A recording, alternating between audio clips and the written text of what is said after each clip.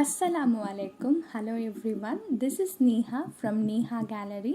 எல்லாரும் எப்படி இருக்கீங்க? I hope you all are doing good.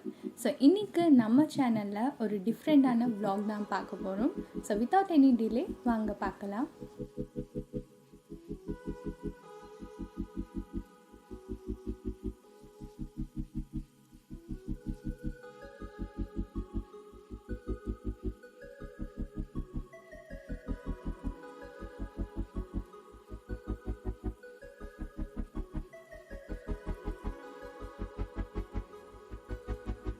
And இன்னைக்கு நான் உங்ககிட்ட பிரேக்ஃபாஸ்ட் ரெசிபி தான் ஷேர் பண்ண போகிறேன். என்ன ரெசிபின்னு பார்த்தீங்கன்னா சப்பாத்தியும் மஷ்ரூம் கிரேவி தான். ஃபஸ்ட்டு நம்ம சப்பாத்திக்கான மாவு பிசைஞ்சிக்கலாம். நான் ஒரு 2 ஸ்கூப் மாவு எடுத்திருக்கேன். ஏன்னா நானும் அப்பா மட்டும்தான் இருக்கோம். அம்மா அக்கா வீட்டுக்கு போயிருக்காங்க. என்னுடைய மெஷர்மெண்ட் பார்த்தீங்கன்னா ஒருத்தங்களுக்கு 1 ஸ்கூப் அந்த மாதிரி மெஷர் பண்ணி தான் நான் யூஸ் பண்ணுவேன். அண்ட் நெக்ஸ்ட்டு இதில் தேவையான அளவு சால்ட் சேர்த்துக்கலாம்.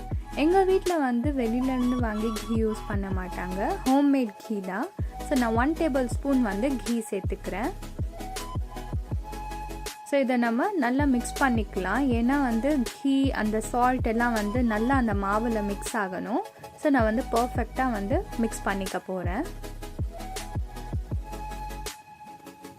அண்ட் நெக்ஸ்ட் இதில் நம்ம கொஞ்சம் வாட்டர் ஆட் பண்ணிக்கலாம்.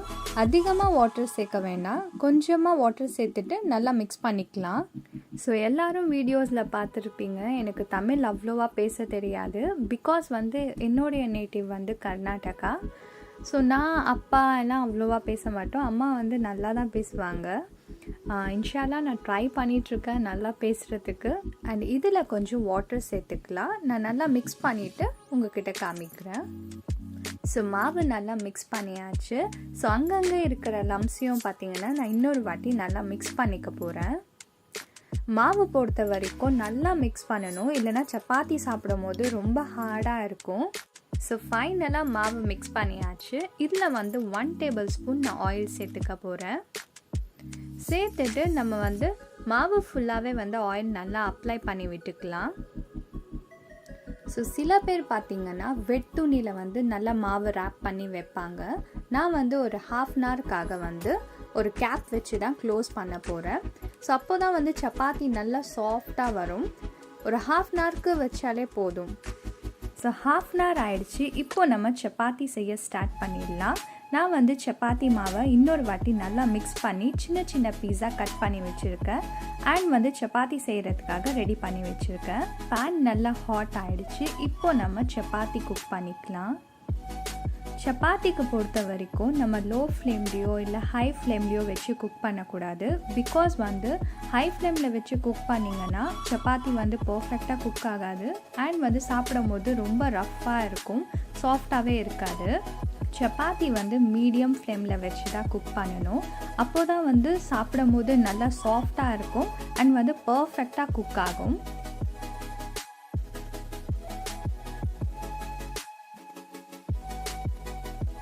ஸோ சூப்பராக சப்பாத்தி ரெடி ஆயிடுச்சு. இந்த மெத்தட்லேயே நீங்களும் ஃபாலோ பண்ணி பாருங்கள். சப்பாத்தி ரொம்ப சாஃப்டாக வரும். ஸோ நெக்ஸ்ட்டு மஷ்ரூம் கிரேவி எப்படி செய்யலான்னு பார்க்கலாம். பேன் நல்லா ஹாட் ஆன உடனே நம்ம ஒரு 3 டேபிள் ஸ்பூன் ஆயில் போட்டுக்கலாம்.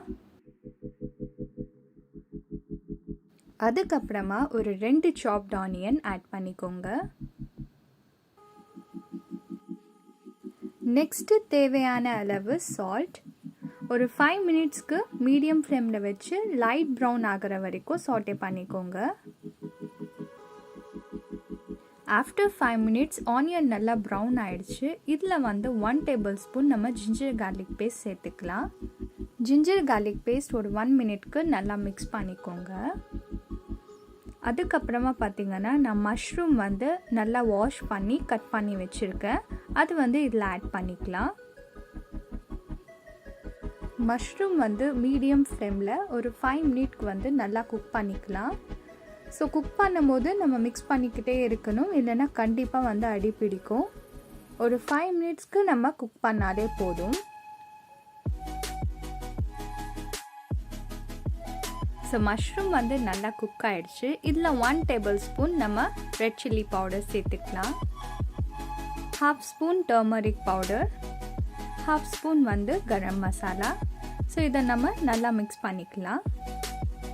குக்கிங் பொறுத்த வரைக்கும் நம்ம வந்து ரொம்ப பொறுமையாக குக் பண்ணணும், இல்லைன்னா கண்டிப்பாக டேஸ்ட்டாகவே இருக்காது. நெக்ஸ்ட்டு பார்த்திங்கன்னா ஒரு 2 சாப்ட் ஆனியன் வந்து சேர்த்துக்கலாம்.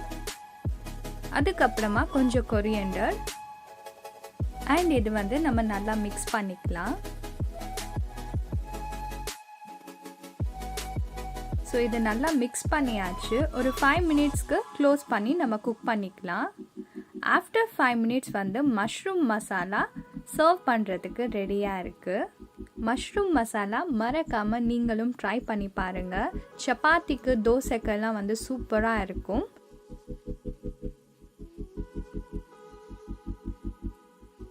அண்ட் நான் வந்து கொஞ்சம் ஆன்லைன் ஷாப்பிங்லாம் பண்ணியிருந்தேன். ஸோ வாங்க நான் என்ன வாங்கியிருக்கேன்னு காட்டுறேன். ஃபஸ்ட்டு வந்து மைக்ரோவேவ் ஓவன். நான் வந்து ஐஎஃப்பி பிராண்டாக வாங்கினேன். பிகாஸ் வந்து என்னுடைய அக்கா வந்து ஐஎஃப்பி பிராண்டாக யூஸ் பண்ணிகிட்ருக்காங்க ஒரு 3 இயர்ஸாக. எந்த ஒரு ஃபால்ட்டும் இல்லை, ரொம்ப நல்லா இருக்குன்னு சொன்னாங்க. ஸோ எங்கள் வீட்லேயும் வந்து இந்த பிராண்டாக வாங்கியிருக்கோம். ஸோ வாங்க நம்ம ஓப்பன் பண்ணி பார்க்கலாம். ஸோ இந்த ஓவன் வந்து நான் அமேசானில் தான் வாங்கினேன். பேக்கிங் வந்து ரொம்ப பர்ஃபெக்டாக பண்ணியிருந்தாங்க. அண்ட் இந்த ஓவன் நான் வெளியில் எடுத்து வச்சு உங்ககிட்ட காமிக்கிறேன். ஸோ ஓவனோட அவுட்லுக் வந்து இதுதான். நான் ஓப்பன் பண்ணி காமிக்கிறேன்.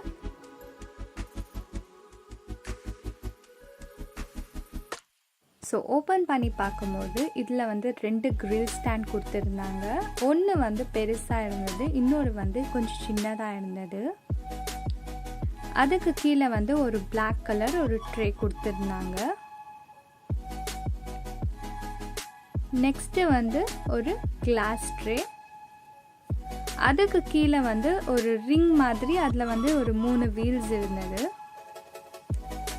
ஸோ இவ்வளோ தான் வந்து ஓவனுக்குள்ளே இருந்துச்சு. நான் வந்து ஓவன் கூட ஒரு கிஃப்ட் பேக் மாதிரி கொடுத்துருந்தாங்க. அது வந்து உங்ககிட்ட காமிக்கிறேன். ஸோ இதுதான் வந்து ஓவன் கூட வந்த கிஃப்ட் பேக். இதில் என்ன இருக்குன்னு நான் காமிக்கிறேன்.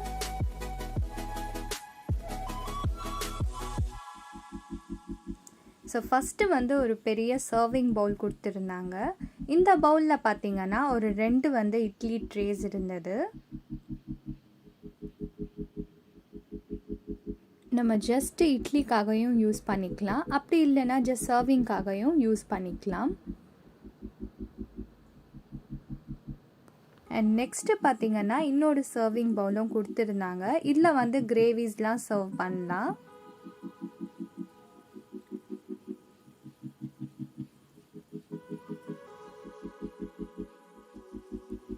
அதுக்கப்புறமா வந்து மெஷரிங் மக் கொடுத்துருந்தாங்க. இது வந்து ரொம்ப யூஸ்ஃபுல்லாக இருக்க போது.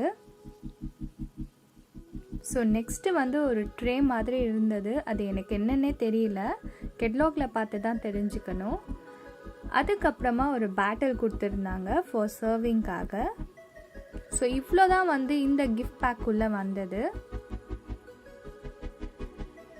ஸோ நெக்ஸ்ட்டு வந்து இதுதான் எலக்ட்ரிக் குக்வேர். இதில் வந்து ஒரு ஸ்டாண்ட் கொடுத்துருந்தாங்க. அதுக்கப்புறமா ஒரு பிளாஸ்டிக் ட்ரே. இது என்னென்னு பார்த்தீங்கன்னா எக்கு வந்து பாயில் பண்ணுறதுக்காக. ஸோ இதுதான் வந்து அந்த குக்வேர்.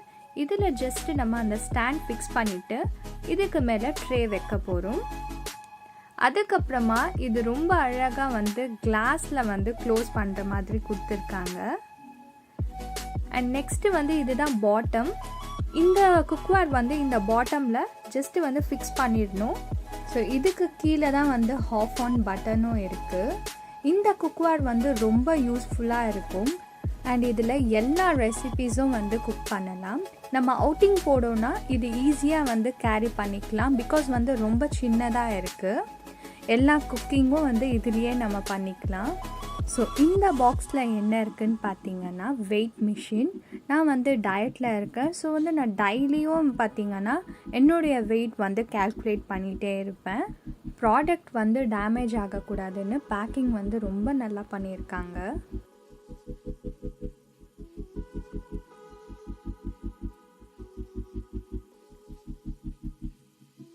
அண்ட் இதுதான் என்னுடைய வெயிட் மிஷின். நான் ஓப்பன் பண்ணி காமிக்கிறேன்.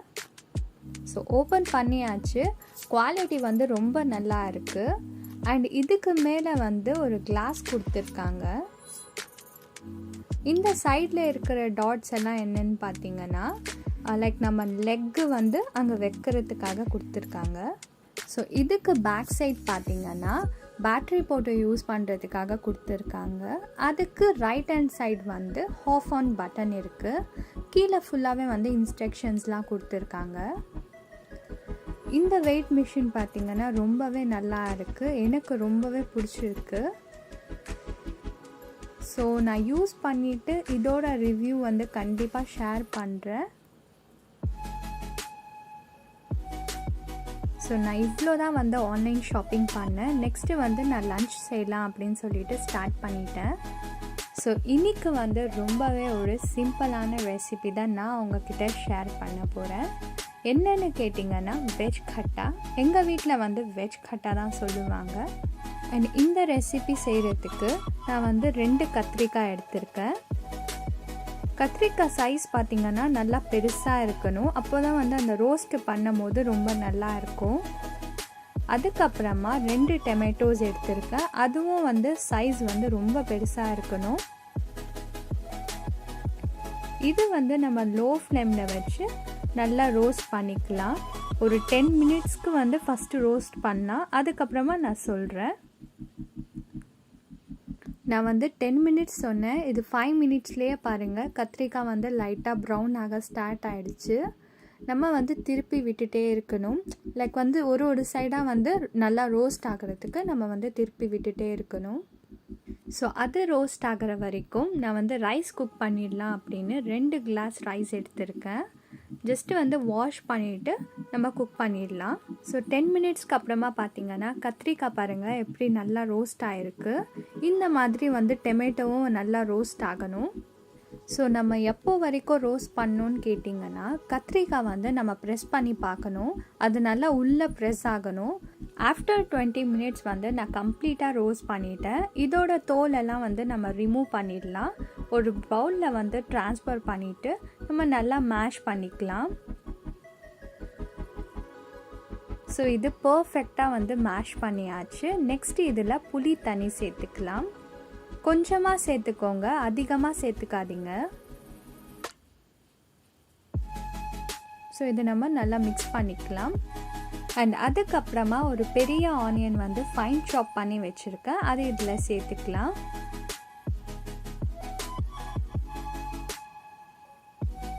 ஸோ இதுவும் வந்து நல்லா மிக்ஸ் பண்ணிக்கோங்க. ஸோ புளிப்பு வந்து கொஞ்சம் கம்மியாக இருக்குது. நான் இன்னும் கொஞ்சம் ஆட் பண்ணிக்கிறேன்.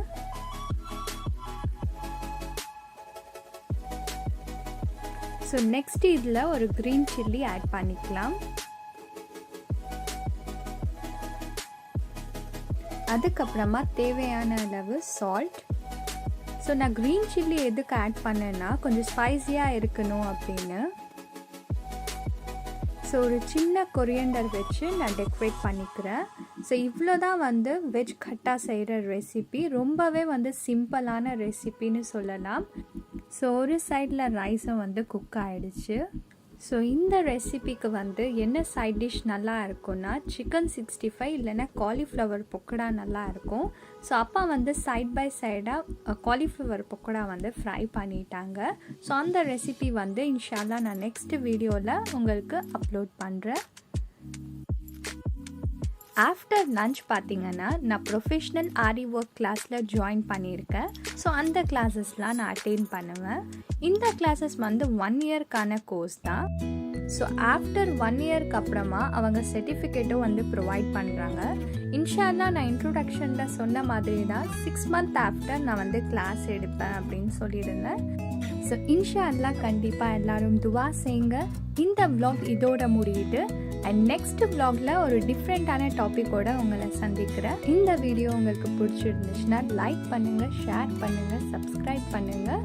தேங்க்யூ.